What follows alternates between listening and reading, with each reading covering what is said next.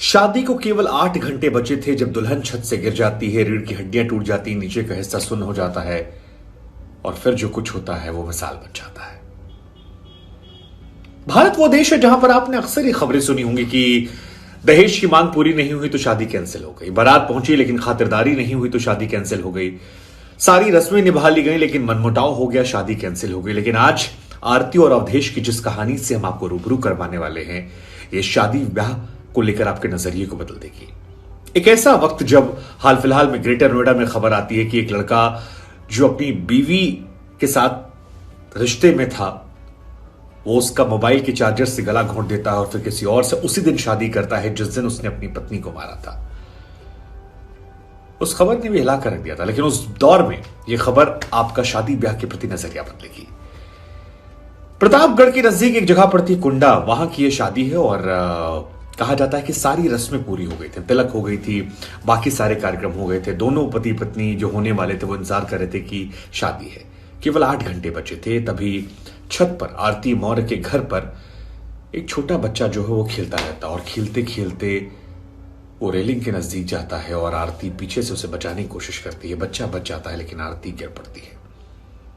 जिस घर में शादी है वहां सन्नाटा छाता है, लोग दौड़ भाग कर जाते हैं, प्रयागराज के अस्पताल में आते हैं, डॉक्टर कहते हैं कि पूरा शरीर सुन्न। इसके बाद बड़े अस्पताल में एक्सरे होता है, स्कैन किया जाता है और पता लगता है कि रीढ़ की हड्डी टूट गई है और नीचे का हिस्सा जो है वो सुन्न हो चुका है।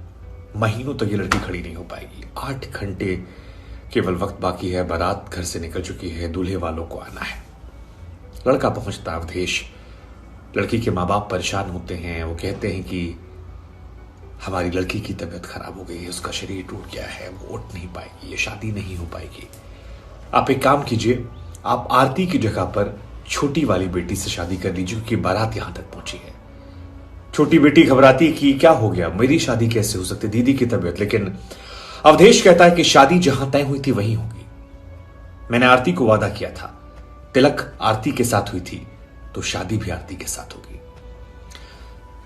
इस बात को सुनने के बाद वहां जो लोग होते हैं वो सन्नाटे में चले जाते हैं। उन्हें यकीन नहीं होता है कि जो औरत खड़ी नहीं हो सकती अगले कई महीनों तक, उससे वो शख्स शादी करने को तैयार है और उसके पास जब ऑप्शन है कि छोटी बहन शादी कर सकता है वो इनकार कर देता है। ये लव मैरिज भी नहीं थी, अरेंज मैरिज थी।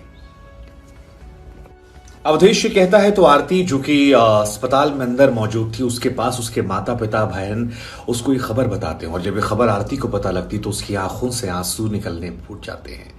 हूं भी क्यों ना, शायद उसे एक पल में लगा हो कि उसने सब कुछ गंवा दिया, एक छोटी सी गलती ने उसकी जिंदगी तबाह कर दी। शरीर गया, शादी गई, पति गया, लेकिन उसकी किस्मत अच्छी थी अवधेश ने इसके बाद तय किया कि शादी आज ही होगी। डॉक्टर से इजाजत ली गई, स्ट्रेचर पर लाया गया, दुल्हन की मांग भरी गई, दुल्हन को उसने गुलाब दिया और दुल्हन के साथ उसने 7 जन्म जीने की कस्में खाई।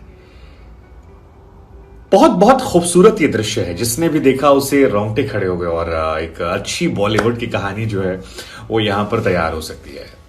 वैसे आपको जानकर हैरानी होगी कि यहां पर शादी होने के बाद ये बात अलग है कि दुल्हन घर नहीं गई, बारात जो थी वो वहीं रह गई, अस्पताल इसको रहना पड़ा।